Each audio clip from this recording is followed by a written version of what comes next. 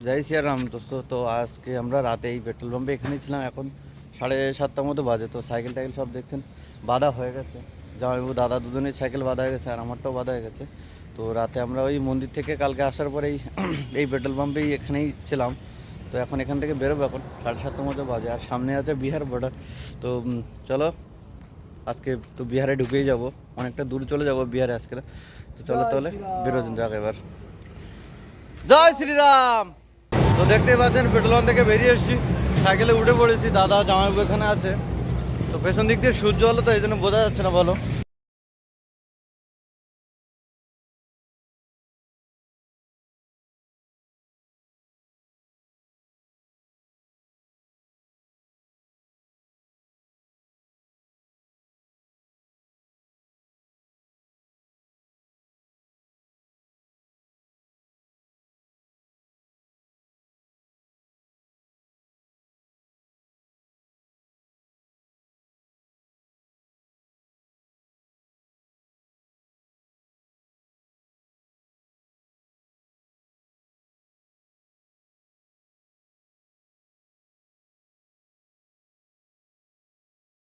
সামনের দিক দিয়ে হাওয়া লাগছে চোখে, তার চোখ দিয়ে জল ঝরে যাচ্ছে। পুরো জঙ্গলের ভেতর দিয়ে ফাঁকা রাস্তা দিয়ে যাচ্ছি তো পুরো চোখে জল জল বেরিয়ে যাচ্ছে পুরো হাওয়াতে।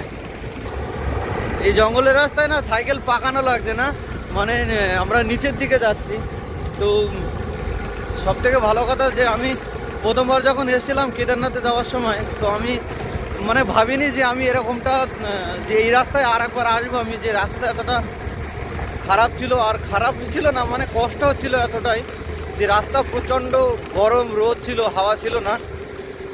তো সেই রাস্তায় প্রভু শ্রী রাম আমাকে আর একবার ডেকে নিয়ে এসছে। তো এবারের জার্নিটা খুব ভালো লাগছে আমার অনেক।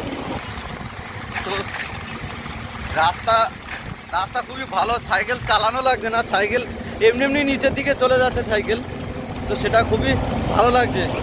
এই যে একটা লরি এখানে উল্টে গেছে, এই যে লরি পুরো নেই, এর কিচ্ছু নেই, পুরো ভেঙে চুরে একাকার হয়ে গেছে লরি।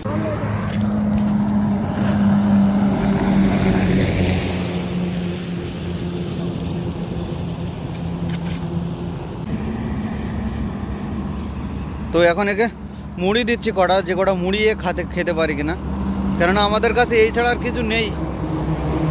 তো এই যে আমাদের সাইকেল এখানে দাঁড়ানো, আমরা আজকে না দেখলে এ মরে যেত আজকে। এই জল না খেয়ে গিয়ে যে একটু জল খাইয়ে দিয়েছি, এখন সোজায় মুখটা তুলে দাঁড়াচ্ছে। আর যখন এসে ধরেছি আমরা তখন কোনো কথা মানে মুখ নাড়াচাড়া করতে পারছিল না, এরকম হয়ে গেছিল। মুখে ধরে খাইয়ে দাও খাইয়ে দাও, খাচ্ছে মুখটুক নাড়াতে, কিছু খেতে পারছে না। এ খাওয়ার মতো মুডে মানে শক্তি নেই এর গায়ে যে এ খাবার তুলে খাবে। এর সাংঘাতিক জোরে চোট লেগেছে না। একটা লরি যখন চলে তখন কি কম জোরে চলে বলো তো? তো গরুটার জন্য হেল্পলাইন নাম্বারে ফোন করেছিলাম। তো সেখান থেকে ওই যে প্রথম যে 1033 যে হেল্পলাইন নাম্বারে ফোন করেছি, ওরা আর একটা হেল্পলাইন নাম্বারে ফোন করেছে। তো সেই নাম্বার থেকে একটা মহিলা ফোন করে আমাকে বলছে যে আমরা হাইওয়েটা আমরা দেখি না, আমাদের হচ্ছে লোকালিটি। তো এই হাইওয়েগুলো কারা দেখে?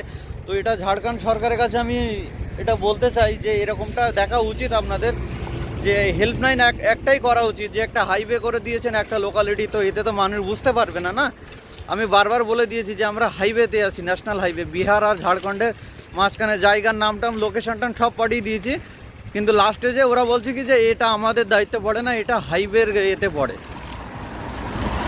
তো তাই জন্য আমরা কিছু করতে পারিনি গরুটার জন্য। তো আমরা জল টল খাইয়ে দিয়ে এসছি ওকে, ও অনেকটা সুস্থ হয়ে গেছে এখন আগের থেকে, মাথা টাথা নাড়াচ্ছে, গা হাত পা নাড়াচ্ছে এখন।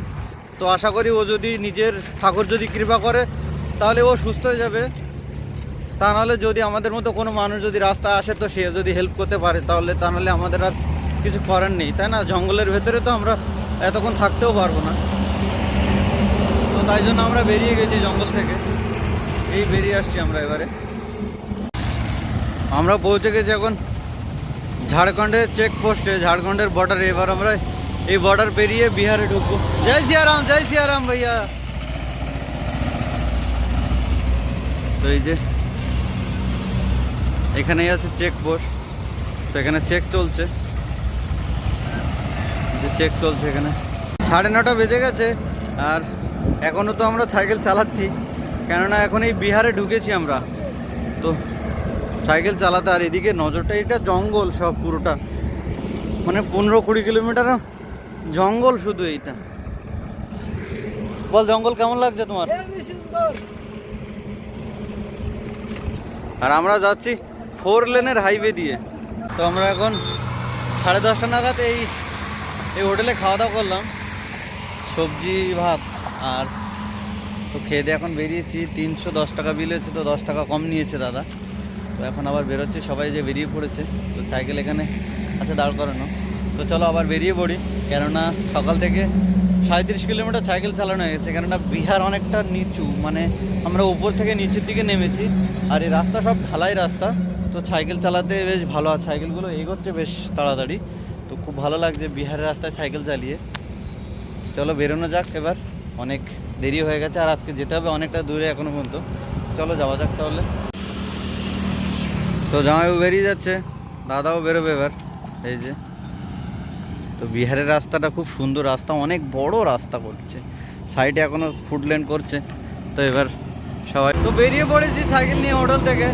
তো এই যে সাইকেল চালাচ্ছি, আর পাশ দিয়ে এত বড় বড় লরি আসছে, তো ভয় লাগছে সাইকেল চালাতে হাইওয়ে দিয়ে। কেননা বিহারের রাস্তা কাজ চলছে, জায়গায় জায়গায় কাজ এখনো হয়ে আছে, তো সেগুলো ছোট জায়গা, তো সেখানে একটু ভয় ভয় লাগছে। তো চলো আস্তে আস্তে যাই, সাবধানে সাবধানে। সাইকেল চালাচ্ছে দুজনে মিলে আমরা। সাইড দিয়ে চলো, সাইড দিয়ে চলো, সাইড দিয়ে চলো। আমরা এখন চলে এসেছি বিহারের প্রথম টোল, সকালবেলা খাওয়ার পরে। তো আমরা এখনই খাবার খেয়ে বেরোলাম। আর এই খাবার খেয়ে দেখলাম যে বিহারের সেকেন্ড টোল, মানে প্রথম টোল পেরোলাম সকালে, আর এখন এই 3টের সময়, এখন 3:15 বাজে, আর এখন পেরোলাম সেকেন্ড টোল। এই যে দেখতে পাচ্ছেন সেকেন্ড টোল। তো সাইকেল এখনও চালাচ্ছি। বিহারের রাস্তাটা অনেক স্মুথ রাস্তা, মানে সমান রাস্তা, কোনো জায়গায় ব্রিজ উঁচু পাহাড়টার কিচ্ছু নেই। তো তাই জন্য সাইকেল বেশ ভালোই চালাতে পারছি। জয় শ্রীরাম। প্রভু শ্রীরামের দর্শন নিতে আর বেশি বাকি নেই। আর এমনিতে খুব ভালো লাগছে সাইকেল চালাতে, সেটা তো বলে বোঝাতে পারবো না। কেননা শীতকাল বলেই সাইকেলটা ভালো চালাতে পারছি, গরমকাল হলে না খুব কষ্ট। আমি কেদারনাথ যাওয়ার সময় আমার যে এত কষ্ট হয়েছিল সেটা বলে বোঝাতে পারবো না। খুব কষ্ট হয়েছিল কেদারনাথে সাইকেল চালানোর সময়। তো সেই তুলনায় এখন কিছু না। আজকে প্রায় 65 কিলোমিটার চালিয়ে নিচ্ছি, এখন 3টে বাজে। এখন আর 25 কিলোমিটার যাবো আগে, তারপরে একটা মন্দির আছে, সেই মন্দিরে দাঁড়াবো আমরা রাতে। তো চলো যাওয়া যাক। তো এই যে আমাদের আরও দুজন রাইডার যাচ্ছে গুটি গুটি পায়ে। তো চলুন, সবাই খুব জোশ ভক্তি সহকারে সাইকেল চালাচ্ছে যে তাড়াতাড়ি পৌঁছে যাব। যে এই দিকটা দেখতে, এই যে দেখুন এখানে রাম মন্দিরের ব্যানার লাগিয়েছে, জয় শ্রীরাম। 4:30 বাজে, আর আমরা এখনো সাইকেল চালাচ্ছি। এই যে দেখতে পাচ্ছেন সূর্য ডুবে যাওয়ার মতো হয়ে গেছে। আর এই যে জামাইবাবু এখনো সাইকেল চালাচ্ছে, তো সবাই খুব আনন্দ পাচ্ছি সাইকেল চালিয়ে। তো এখনো সামনের দিকে আমরা যাচ্ছি, এখনো প্রায় 17 কিলোমিটার। আজকে প্রায় 100 কিলোমিটারের উপরে হয়ে যাবে সাইকেল চালানো। কেননা তাড়াতাড়ি ঢুকতে হবে মন্দিরে, নয়তো মন্দির বন্ধ হয়ে যাবে মেন গেট। আর মেন গেট বন্ধ হয়ে গেলে 26 তারিখের নিচে ঢুকতে পারবো না, এরকমটা খবর পেলাম আমরা। তো আমাদের কাছে তো নিমন্ত্রণপত্র আছে, যেটা ঝাড়খণ্ড থেকে আমরা পেয়েছি নিমন্ত্রণপত্র, তো ওইটা নিয়েই যাব। আর দেখি তারপরেই আমরা কতটা দূর যেতে পারি। ঠিক আছে, তো ভিডিওটা দেখতে থাকো শেষ পর্যন্ত, কোথায় যে রাত কাটায় আজকে দেখি। সূর্য দেখছেন, সূর্য ডুবে যাচ্ছে। এদিকে রাস্তাঘাট সব এখনো পর্যন্ত গাড়ি চলছে সবাই মিলে। এখন আমরা এখনো সাইকেল চালাচ্ছি, দেখতে পাচ্ছেন। এই যে জামাইবাবু আর দাদা সাইকেল এখনো চালাচ্ছি। তো এখনো অনেক দূর যাবো, এখনো প্রায় 15 কিলোমিটারের মতো যাবো আমরা। দেখতে পাচ্ছেন সূর্য ডুবে যাচ্ছে, আর এদিকে হালকা রাস্তা জ্যাম লেগে গেছে। তো আমরা যাচ্ছি আস্তে আস্তে ধীরে ধীরে। এখানে এই ব্রিজটার কাজ চলছে, তো তাই জন্য যাচ্ছি একটু আস্তে আস্তেই যাচ্ছি আমরা। আর এদিকে সূর্য তো ডুবেই গেছে, সন্ধ্যা হয়ে আসলো, আর এখনো 17 किलोमीटर যেতে হবে আমাদের। चैनल सब्सक्राइब करें और मेरे हर अपडेट आपको मिले, इसके लिए बेल आइकन जरूर दबाइएगा।